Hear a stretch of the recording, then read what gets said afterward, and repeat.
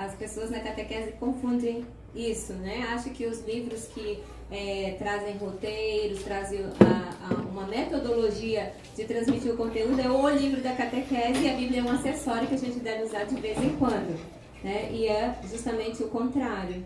A Bíblia ela deve estar presente na catequese, não só ornamentando a mesa, né? Que a gente coloca a mesa, põe a vela, enfim, cria um ambiente, né? A Bíblia ela não deve só estar nesse momento, né? Nas orações, no aprendizado, assim, um grande desafio da catequese é ter que dar conta de muitos conteúdos, de muita coisa em pouco tempo. Tem que tratar, tem que ensinar as orações, tem que transmitir o conteúdo, tem que dar uma fundamentação bíblica, tem que dar uma fundamentação litúrgica, e às vezes em 2 anos passa rápido, porque aí nesse meio tempo tem feriado, tem isso, tem aquilo, tem férias, e o tempo vai encurtando, quando você vê, passou. E aí, né? Não deu conta de dar todo aquele conteúdo que era previsto no início. E tem que cristificar, tem que ajudar no processo de... Ainda bem, Senhor, valeu, um justo. Um justo, valeu, né? E assim, o tempo é tão pouquinho para muita coisa que é preciso ver, apresentar, ensinar, transmitir na catequese. Então, a Bíblia, ela é o livro por excelência, e uma grande dificuldade que os catequistas encontram, em geral, é como usar a Bíblia, né?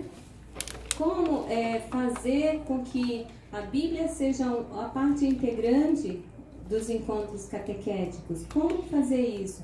Porque, como vimos ontem, a Bíblia não é um livro fácil de ser lido, de ser entendido, de ser compreendido sozinho, né? Não é um livro que você chega, hoje eu vou ler a Bíblia. Aí você começa a ler, quando chega em umas partes assim difíceis, você começa a desanimar e diz assim, realmente não dá. Vou deixar para outro momento. E esse outro momento às vezes não chega.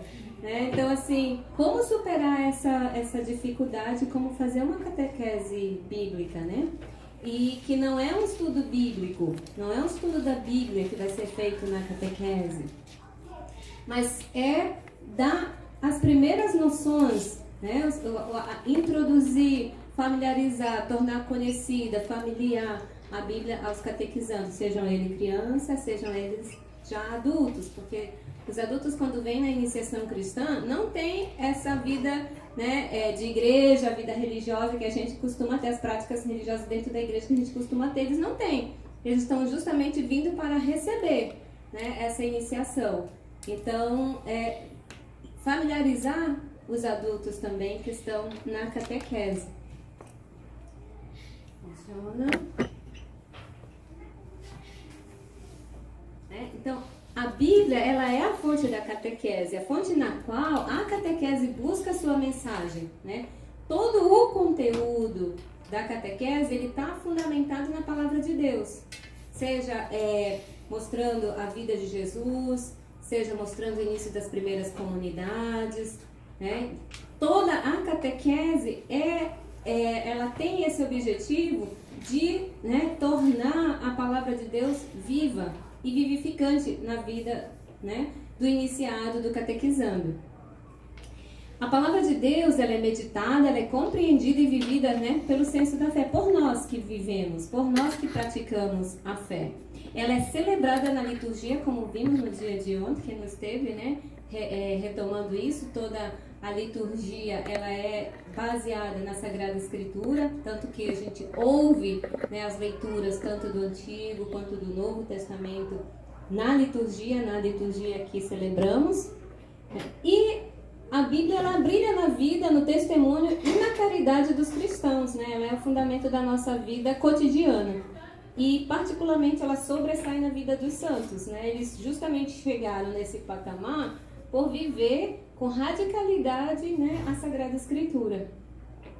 E também ela é aprofundada, né? Ela é estudada pela teologia, né, pela igreja, né? A gente percebe que a compreensão da palavra de Deus, ela vai mudando, né, conforme o tempo vai passando.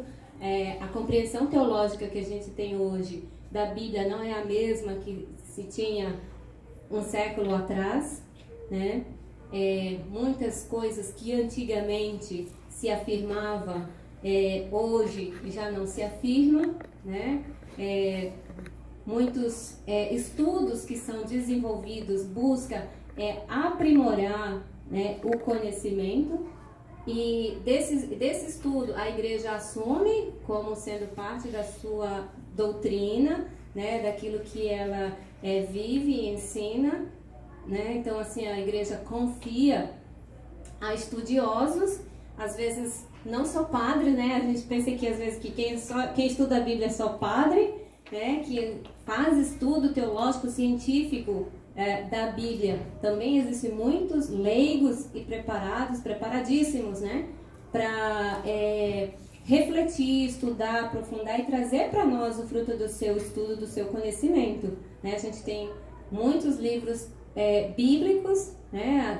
Estudos bíblicos que nos ajudam a compreender a Sagrada Escritura, né? Que sozinha, só nós e o texto bíblico a gente não consegue entender. A gente precisa lançar mão de todo esse aparato bíblico que existe, né? Todos esses estudos que são feitos da Bíblia para a gente também compreender. E ainda bem que eles estudam, né? Porque a gente recebe tudo já mastigado. A gente não precisa saber grego, hebraico, né? Não precisa entender nada disso. A gente recebe ali, né? Às vezes quando a gente pega um livro, um estudo bíblico, a gente não imagina o trabalho mental que teve para chegar aquele conteúdo às nossas mãos. A gente vê tão fácil, né? E às vezes a gente não valoriza tanto. Mas é fruto de um trabalho imenso, árduo, um trabalho braçal mesmo, e a gente recebe já tudo já mastigadinho, né? E isso ajuda muito. Os estudos que são feitos, os estudos bíblicos. A palavra de Deus contida na Sagrada Tradição e na Sagrada Escritura, quando a gente fala de tradição, é toda a experiência e a caminhada da igreja nesses séculos, né? Tudo aquilo que a igreja ensina, que a igreja prega e difunde como sendo a sua doutrina. Isso é chamado de tradição. É celebrada na liturgia, onde constantemente é proclamada, ouvida, interiorizada e comentada. Então, a liturgia, por natureza, ela é uma grande catequese. E uma catequese bíblica. Porque justamente ela nos põe em contato com a Sagrada Escritura, né? Então, a catequese ela não se realiza somente nos encontros, mas, sobretudo, na liturgia. Por isso, a gente insiste na participação do catequizando e de sua família na missa, né? Muitas famílias não compreendem que a missa é uma parte integrante da catequese, né? Então, traz nos encontros e tá bom. Não, né? Um dia eu cheguei numa comunidade em Miami, aí a catequista, irmã, vem aqui. Tá, vai. Entro lá, aí diz assim, que ela tem uma pergunta para fazer, eu não sei como responder, mas a senhora vai saber. E a criança tinha perguntado para ela por que ela deveria participar da missa. Né? Devem ser perguntas que os pais fazem em casa, e não, isso não é necessário, né? E a criança levou essa pergunta. Daí eu olhei para ela e disse assim, você está na catequese, né? Sim. Você está se preparando todo esse estudo para quê? Para receber Jesus. Falei, e onde você vai receber Jesus? Na missa. Então, por isso que a missa é importante. Todos esses encontros que você está fazendo é justamente para te levar a receber Jesus. E você vai receber Jesus na missa. Então, por isso, a missa é importante para a catequese. Porque é lá que você vai aprender como você deve receber Jesus. Aqui você está estudando, lá você vai praticar. Ela, tá, entendi. Falei, olha, essa deve ser o que ela ouve em casa, né? Por que a missa é importante? Então, você tem que explicar na linguagem dela, né? Fazer ela refletir. E muitos adultos que colocam os filhos na catequese não entendem isso. Pensam que trazer, deixa aqui, vem buscar naquele horário e faz a sua agenda superlotada e não dá o testemunho. Né? Daí a gente entende que muitos adolescentes, depois jovens, se afastam da igreja porque eles também não têm o testemunho em casa. Alguns têm e se afastam, a gente tem todos os casos, né? Tem várias, nessa rede tem peixes de todos os tipos. Mas o mais comum é isso, né? De adolescentes, de jovens que se afastam porque não veem o testemunho em casa. Os pais querem que os filhos tenham uma vida religiosa, podemos dizer, mas eles mesmos não praticam. Então é muito difícil que se mantenha viva uma fé assim, uma prática religiosa assim, uma vida engajada na igreja sem testemunho em casa. O incentivo é bom, ele é excelente, mas ele sozinho não basta. Além do incentivo, tem que ter o testemunho. Eu fico me mexendo, né? Eu dou trabalho. Não, é porque eu tô. No centro das escrituras, no centro da Sagrada Escritura, estão os evangelhos, né? Por quê? Porque todo o Antigo Testamento aponta para Jesus. E todo o Novo Testamento parte de Jesus, né? Ele é o centro, ele é o ponto de referência de antes e depois. Então, o centro de toda... Assim, irmão, qual é a parte mais importante? Tudo é importante, senão não estaria lá na Bíblia, não seria considerado uma Sagrada Escritura, né? Mas se a gente for destacar uma parte da Bíblia pela sua importância, né? Assim, como essa referência de Jesus, são os evangelhos, que apresentam a vida, a mensagem, né, toda a ação, toda a missão missionária de Jesus, a gente tem acesso através dos evangelhos. Mas entre os evangelhos, qual o mais importante? Todos têm a mesma importância, a mesma igualdade, em termos de, né, onde eu conheço mais Jesus. Eles se completam, eles se complementam, né, e eles têm, na sua origem, eles têm um público diferente, eles não falam para a mesma comunidade, para a mesma realidade, né? Embora eles tratem, quando você coloca o Evangelho de Mateus, Marcos e Lucas, bem-vindo, coloca eles paralelos, você vê que tem muita coisa em comum, parece assim que um copiou do outro. Mas quando ele tinha em vista a quem estava falando, não era a mesma comunidade, né? Por isso, aí, às vezes você vê assim, mudou essa palavra aqui que tem em Mateus não tem em Marcos, essa palavrinha aqui que apareceu em Lucas, na mesma parábola, não tem no outro evangelista, porque ele está adaptando a mensagem à sua comunidade, né? Ao público que ele está escrevendo. Né? Então, assim, eles têm essa particularidade entre os evangelhos. Por isso, os três evangelhos sinóticos e João têm a mesma importância, a mesma igualdade. A Bíblia, ela é o livro da fé, né? Recentemente, a tradição catequética tem valorizado a Sagrada Escritura e tem insistido, né, de que a Bíblia é o livro, como coloquei no início, né? É o livro da catequese. Os livros, os textos catequéticos, as apostilas, tudo aquilo que se cria, né, para melhorar a didática na transmissão do conteúdo, eles apenas complementam o conteúdo que já está na Bíblia, mas não substituem. E a gente pode ver, se a gente pega um livro de catequese, ali está muitas passagens da Bíblia, todo o conteúdo ele está fundamentado na Sagrada Escritura. Gente, eu já disse isso ontem, eu vou repetir hoje, eu falo muito, falo rápido, às vezes eu penso que as pessoas estão me acompanhando, não estão. Se você acha que eu estou falando rápido, não entendeu alguma coisa, tem uma dúvida naquele momento, você pode levantar a mão e dizer, irmã, ok? Porque senão eu estou disparando e eu estou achando que vocês estão seguindo comigo. E pode perguntar, pode interagir. Dentro da tradição, a Bíblia ocupa um lugar especial.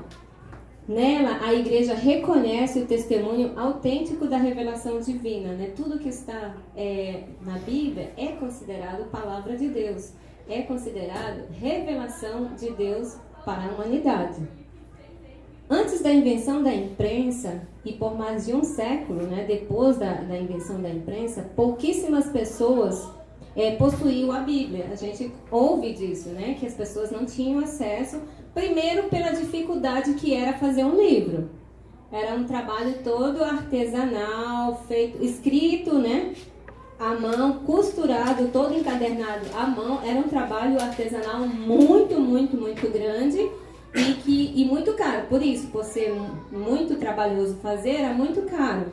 Então, poucas pessoas, só as pessoas riquíssimas, né, podiam adquirir livros. Depois da imprensa, a gente passou um período na história da igreja em que se achava que a Bíblia na mão do povo, que qualquer um lesse e interpretasse, era uma ameaça, era um perigo, né? Por isso, quando eu disse assim que a própria visão teológica ela vai mudando, né? Conforme o tempo, ela também vai se atualizando. Hoje a igreja não pensa assim, muito pelo contrário. A igreja incentiva os cristãos, os católicos, a ter a palavra de Deus, a ler a palavra de Deus e a estudá-la, né? Então, assim, veja como é uma mudança muito grande na mentalidade, né, em relação à Bíblia. De não, é melhor que só os padres, né, aqueles estudiosos possam ter acesso, para uma mudança em que hoje todos devem ter, né, não só podem, mas devem ter a Bíblia. Posso te perguntar uma coisa? Lá vai, né? Vai lá. Como que a gente responde para uma criança se ela te pergunta, mãe, da onde que veio a Bíblia? E por que você acredita na Bíblia se Deus não escreve? Quem é que escreveu a primeira Bíblia? Como que você acredita num papel que lá não tinha lápis para escrever naquele tempo? Porque as minhas crianças já me perguntaram isso. Então é uma coisa que é delicada você responder. A Bíblia, ela nasce da tradição, né, e da experiência, sobretudo da experiência do povo de Israel com Deus. Aí, ela não foi escrita em um dia, em um mês, em um ano. Ela levou mais de um século, 1000 anos para ser escrita, não como um livro, né? Porque à medida que o povo de Israel vai fazendo a sua experiência com Deus, os escribas vão registrando, né? E chega um determinado momento em que o povo também sente a necessidade de compilar todas aquelas histórias, todas aquelas anotações que tinha da experiência, né? Porque a Bíblia, sobretudo, ela é um livro de experiência com Deus, do povo de Israel, né? E chega um momento em que se reúne todos esses escritos, né, juntos, e aí a gente tem primeiro a Bíblia judaica, né, os escritos da tradição judaica, que eles não consideram o Novo Testamento, porque eles não consideram Jesus, né? A nossa tradição caminha junto só com relação ao Antigo Testamento. Entendeu? Não é uma resposta fácil de ser dada, porque você precisa dar essa explicação, que ela nasce na história do povo, ela vai sendo escrita, e ela não foi escrita... com Moisés, mas e depois? Será que ele passou o tempo todo falando para todos os profetas aí?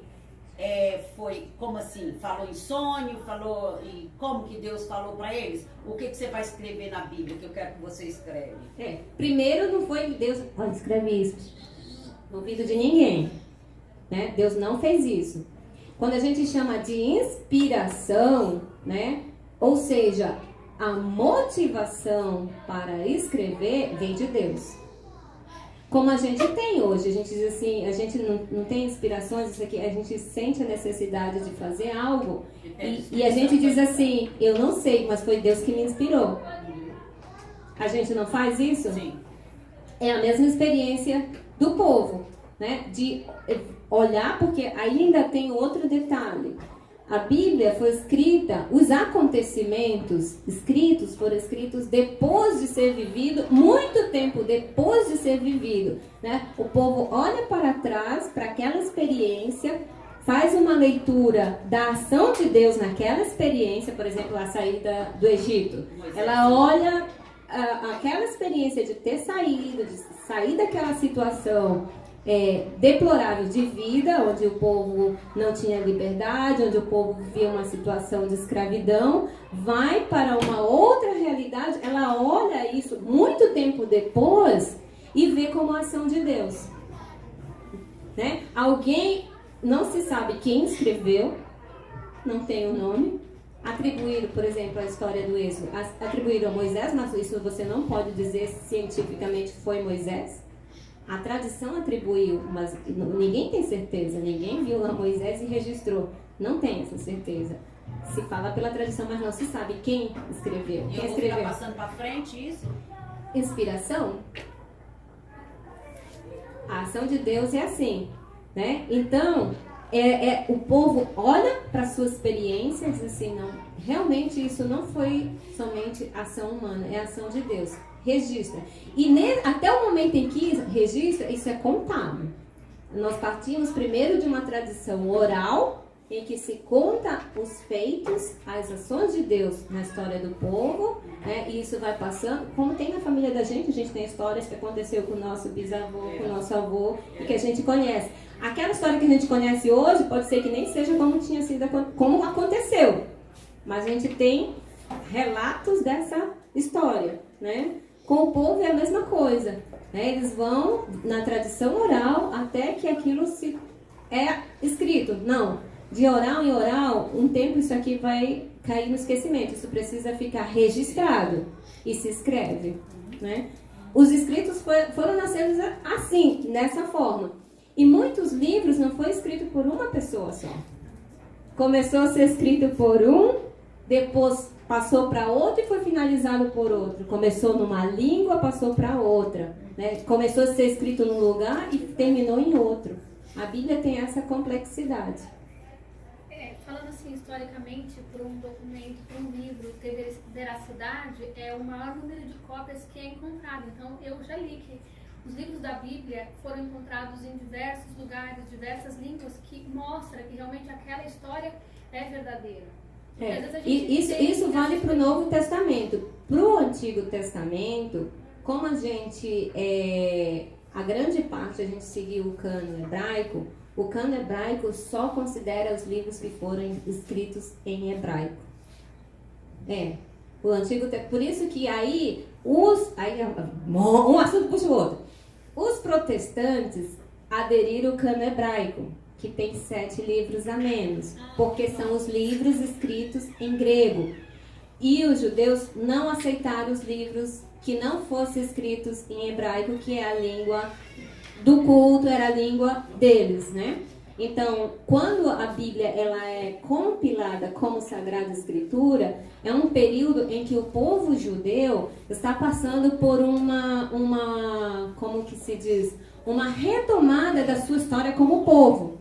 Ele está no exílio da Babilônia, onde as suas tradições estão se perdendo, onde seus costumes estão sendo misturados com outros costumes, e o povo, né, toma a decisão de dizer, não, nós temos que voltar às nossas origens. Onde estão as nossas origens? Aí nasce o livro do Gênesis, né? Que é o Pentateuco, né? Isso, faz parte do Pentateuco. Então assim se dá, né? Ele passa por esse momento para começar, não, a gente tem que registrar isso. É assim que nasce a Bíblia, dentro dessa experiência de exílio, né? Eles estão na Babilônia. Tanto que você pega a literatura de Israel e pega a literatura babilônica e elas são parecidas. O mito da criação, entendeu? Elas são muito parecidas. Porque ele pega aquilo, o povo já está acostumado com aquela linguagem, mas aquilo não fala da nossa origem. Então a gente vai pegar elementos daquela linguagem que o povo é familiarizado, mas a gente vai acrescentar o próprio da gente, né? Porque nós reconhecemos e adoramos apenas um Deus. Então aí ele vai escrevendo toda essa experiência com o Deus único. Obrigada. A gente está fazendo Bíblia. A senhora Sim. Quis dizer sobre a Torá, o livro em hebraico? A Torá é uma parte da Bíblia hebraica. A Torá é considerada os 5 primeiros livros, que é o Pentateuco, né? Daí, na Bíblia, aí a gente vai falar mais de Bíblia do que de catequese. Na Bíblia hebraica a gente tem 3 partes, que seria a lei, a Torá, os profetas, né, e os escritos, porque eles consideram a história, os escritos estão ali, é para mim? Não. Ali, toda a história que está no livro de Crônicas, Samuel, né? Eles consideram isso como história do povo de Israel. Então, eles consideram, né? Tanto que eles consideram essas 3 partes. Vai passar? Né? E nós não dividimos assim. A nossa Bíblia a gente dá outro nome para essas divisões, né? Mas eles consideram como essas três partes: os escritos, os profetas e a Torá, o Pentateuco. Vou perguntar menos, tá? Porque você... Não, a sua pergunta é interessante. Acho que, né, ajuda a desembocar outros assuntos. É porque eu estudo curso bíblico, então eu sou muito assim apegada à Bíblia. Qualquer coisa para mim vem da Bíblia. Que bom. Isso é bom. Ok, então, poucas pessoas que tinham. Então, a gente parte dessa tradição oral, né? Até chegar o escrito. E a tradição oral, ela é muito rica, mas ela não é fidedigna, né? Fidedigna no sentido assim, ela não narra exatamente tal qual o acontecido. Né? Se a gente vai ver um fato, acontece um fato aqui agora, a gente vai falar desse fato amanhã, a gente vai falar apenas de coisas que nos marcaram de forma maior. Os detalhes, se a pessoa estava com a camisa vermelha ou azul, se estava de tênis ou de chinelo, isso aí são detalhes que a gente não vai prestar atenção nisso, né? A gente vai contar, olha, houve, sei lá, um acidente aqui, um carro bateu no outro, a gente vai dizer o branco bateu no preto porque o preto estava, entendeu? Agora, se o motorista estava de camisa, de bermuda, de chinelo, de tênis, isso são detalhes, fazem parte do fato? Fazem. Mas são detalhes que a gente pula, né? A gente escapa, não dá conta de captar todos esses detalhes. A mesma coisa, a gente pega esse exemplo e aplica na história da escrita da Bíblia. Né? Quando o povo relê a sua experiência, ele se detém às coisas maiores, não os pormenores. E a gente, quando lê, a gente quer saber o pormenor e não percebe a mensagem. A gente faz justamente o contrário. Quando diz assim, a irmã, mas só tinha realmente Adão e Eva, como é que se multiplicou a humanidade? Foi incesto? Os irmãos ficaram com as irmãs? Como é que foi? Mas as crianças entendeu? perguntam. Porque a gente olha o detalhe. E o objetivo da mensagem não é dizer como a humanidade se multiplicou. É dizer que a humanidade se originou da criação de Deus. Deus criou o homem, a mulher, né? Deus criou, como diz lá, criou eles bons, sem malícia, sem maldade, né? Então desencadeia várias perguntas que o texto não está preocupado em responder. Entendeu? Quem escreveu naquela época não estava preocupado se no futuro a gente ia se deter no detalhe, pensar no detalhe e esquecer da mensagem. Muitas vezes acontece isso no texto. A gente lê, a gente fica preocupado com um detalhe no texto e não se detém na mensagem, né, que o texto está transmitindo, que o texto quer passar. Então, mas a melhor forma de você falar para uma criança, por exemplo, te pergunta, ai tia, não foi da minha classe, foi a minha sobrinha que estava fazendo catequese, mas disse, eu não consigo acreditar que a gente veio do pó e uma cobra falou. E de fato, nós não viemos do pó, nós nem sabemos de onde viemos. Então, É um problema. Eu disse que Entendeu? A gente tem que procurar, porque dentro do estudo bíblico, não se acredita que a criação foi lá como está no Gênesis. Isso foi um gênero literário. Aí como você vai explicar para a criança que isso é um gênero literário? eu acho que você pode adaptar. Eu falei que é uma representação de como é a criação, mas exatamente. Você tem que partir da mensagem e não do escrito em si, entendeu? É a mensagem que está por trás desse escrito que é mais importante. Às vezes, um exemplo do hoje, do cotidiano, ajuda a entender algo que é mais complexo, né? Assim, não dá para falar da Bíblia de forma simples. Vê, uma perguntinha que você fez desencadeou muitas coisas porque não dá para responder assim, foi assim. Ponto. Não é tão exato, não é matemático. Porque a experiência de fé, ela não é matemática. Ela é experiência, né? Então, assim, às vezes, uma analogia do cotidiano simples, pequena, que está dentro da capacidade, né, conforme a maturidade, a idade do catequizando, ele vai compreender aqui, você aplica atrás, a Bíblia. Ele vai conseguir compreender do que você vem de lá para cá, né? Porque é complexo, é complicado. Professora. Não, pode me chamar de irmã. Irmã, e por falar em perguntas de criança, já que entrou no tema, agora a gente está dentro da sala da catequese, vem os mistérios, que eles mais perguntam e eles mais se confundem. Aquelas perguntas que vêm. Tia, como é que a mãe de Jesus engravidou?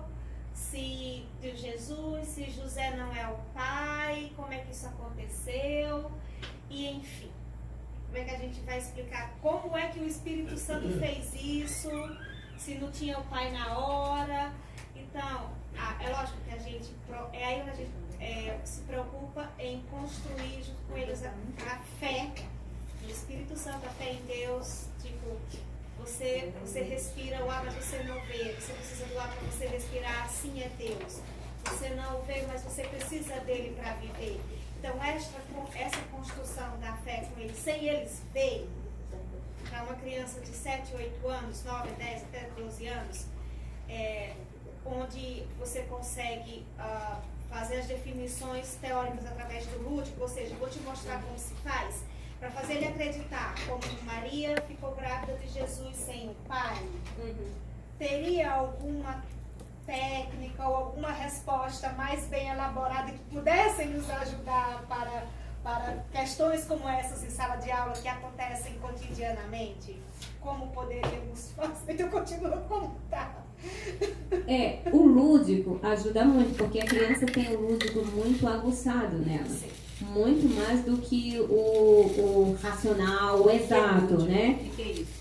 É a forma, é a brincadeira, não é a linguagem exata que a gente usa, a metáfora, né? O desenho, né? São linguagens lúdicas que ajudam muito no universo infantil, né? Não, tem que contar muito com a criatividade do catequista, porque assim, nessa idade, as perguntas são normais. E ainda é difícil, a criança ainda não tem esse formato, assim, por exemplo, da ação de Deus. A ação de Deus não necessita dos gestos humanos, das ações humanas para ela acontecer, né? A graça, ela age na natureza, né? Na nossa natureza humana, mas ela não está limitada à nossa natureza. Né? Então, assim, as crianças, dependendo da idade, elas ainda não têm a capacidade de separar o que é a ação humana da ação de Deus, que é a ação humana, né? Porque, assim, elas estão desenvolvendo um racional e elas estão dentro desse racional ainda para pensar a experiência de Deus. Poxa, mas não tinha José, né? Como pode? Mas eu acho que a gente pode falar que a gente pode mostrar o milagre do hoje que existe e falar que também foi um milagre e uma graça. Para que eles possam, pelo menos, relacionar, entendeu? Que foi a ação de Deus. O milagre é uma ação de Deus. Como? De uma maneira lúdica e lógica para a criança. Porque a gente vai falar que lógico, a construção da fé que a gente está fazendo, que a gente está trabalhando em cima da construção da fé da criança, porque ela não nasce com a fé. A gente que vai mostrando através, vai ensinando dos ensinamentos. Isso. Então, a minha pergunta é se teria alguma forma de ajudar, se a senhora tem alguma resposta mais bem elaborada que pudesse nos ajudar a construir essa fé de maneira mais clara para eles. Então, como não tem, vamos continuando. Tem que continuar com a linguagem lúdica e ajudar com as metáforas. Esperar que eles entendam, hoje ou daqui a 5 anos. E acompanhando eles na fé, porque a educação na fé, ela não termina quando a criança recebe a primeira Eucaristia, né? Eu digo que começa. Eu digo aos pais que ela começa quando a criança recebe a primeira Eucaristia. Assim como a formação cultural ela começa ali já na educação infantil e ela não termina com a high school, ela vai, né, até quando a pessoa quiser, né? Um doutorado, um PhD, se ela quiser 2, 3 doutorados, vai até quando ela quiser. Ela é ilimitada. A formação na fé também deveria ser, né? A gente tem muitos adultos que têm a sua fé, o seu conhecimento da catequese. Daqueles 2 anos, no máximo se fez a crisma, né? Daqueles 4 anos, 5 anos, e que é pouco. Entendeu? E eles não foram acompanhados nem cultivados na sua catequese. Parece que essa palavra catequese diz respeito à criança, né? Por isso, eu admiro muito a escola dominical que os protestantes têm. E não é só para criança, é para criança, para adulto, para jovem, para quem queira aprofundar a Bíblia. Né? Então, assim, às vezes eles são taxados que decoram, tem a Bíblia aqui embaixo do braço, decora algumas passagens da Escritura, mas isso é fruto da escola dominical. Entendeu? E que faz falta na nossa igreja uma escola dominical. Eu acho que a gente teria muito a ganhar e muitos adultos, assim, um pouco melhores na sua fé, na sua prática religiosa, no conhecimento da doutrina, se a gente tivesse algo como isso. Né? Por exemplo, aquilo que a gente está fazendo hoje deveria ser algo constante, né? Tipo assim, todo domingo. Os protestantes vão. A escola dominical já tem esse nome, é dominical, e é todo domingo. Não é a escola quinzenal, não é a escola mensal, é a escola dominical. Tá, mas... Eu só queria dizer o seguinte, né? Às vezes se confunde, né? Ser catequista e ser professor. O professor é aquele que domina a razão, estudou, chegou àquele ponto de poder transmitir essa razão. E ser catequista é estudar junto com o catequizando, tá? Fazendo com que ele, não importa se é criança, se é adulto, fazendo com que ele chegue à razão dele através do coração. É fazer essa passagem, né? Às vezes uns conseguem logo, outros não, né? Enfim, não dá para saber quem vai conseguir, quem não vai fazer essa passagem. Mas por isso eu acho que a educação na fé, ela precisa esse acompanhamento. E sobretudo, ela precisa o acompanhamento dos pais. E muitos pais negligenciam a sua parte na formação da fé. Infelizmente, né? Eles cobram muito, fez seu homework, fez isso, fez aquilo para a escola, né? Porque querem que o filho tenha um futuro profissional bom, bem-sucedido, melhor, né? Mas não tem esse mesmo cuidado com relação à fé. Transferem totalmente para os catequistas. Esperam que as crianças saiam formadas da catequese, já com toda a Bíblia mastigada. Com tudo pronto. Tudo pronto, até para ensinar para eles. Como a mãe me disse, o que é que você está aprendendo na catequese? Tipo, uma coisa que eu não sei. Uma coisa que a criança falou para ela, que eu não me lembro na hora qual foi o fato. E eu disse, não, mãe, é bom que ela saiba, mas é bom que você possa aprender também. Não espere que ela venha pronta, ela está só começando. E mesmo que ela termine, ela ainda não está terminando. Aliás, ela está... Eu digo sempre para as meninas, as catequistas, a gente, mas como dá o tempo, são 2 anos, a gente fica angustiada porque a gente queria dar mais, a gente queria formar mais. Porque não deu tempo e às vezes cai naquele desespero da formação. Calma, nós estamos começando. É uma semente que está sendo A gente está plantada. semeando. Se nós